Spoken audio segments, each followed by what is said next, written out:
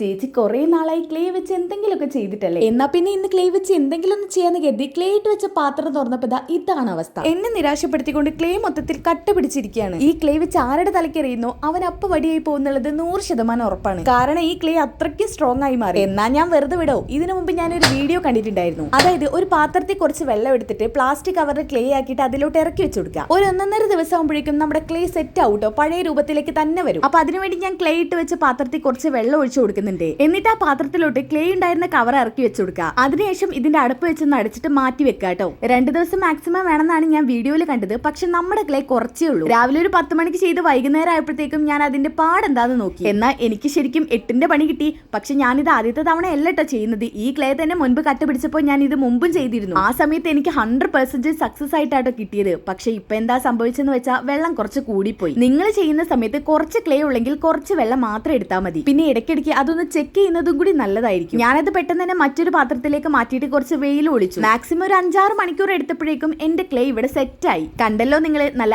അടിപൊളിയായിട്ടുള്ള soft clay കിട്ടിയിട്ടുണ്ട്. അത് ഞാൻ മൊത്തത്തിൽ ഒന്ന് നന്നായിട്ട് ചപ്പാത്തി മാവ് കുഴക്കുന്ന പോലെ കുഴച്ചെടുത്തപ്പോൾ അടിപൊളി ക്ലേ റെഡി. അപ്പോൾ നിങ്ങളുടെ ക്ലേയും എന്റെ പോലെ കട്ടുപിടിച്ചിട്ടുണ്ടെന്നുണ്ടെങ്കിൽ ഇതൊന്ന് ട്രൈ ചെയ്ത് നോക്കേ. എന്തായാലും സക്സസ് ആവും, 100% എന്റെ ഗ്യാരണ്ടി. അങ്ങനെ ക്ലേ ഒക്കെ സെറ്റായ ശേഷം ക്ലേ ഒരു കവറിലോട്ട് ആക്കി കൊടുക്കുക. എന്നിട്ട് ഒരു എയർ ടൈറ്റ് കണ്ടെയ്നറിൽ അടച്ചു വെക്കുക. അപ്പോൾ വീഡിയോ ഉപകാരമായിട്ടുണ്ടെങ്കിൽ ലൈക്ക് ചെയ്യാനും സബ്സ്ക്രൈബ് ചെയ്യാനും കമന്റ് ചെയ്യാനും മറക്കണ്ട.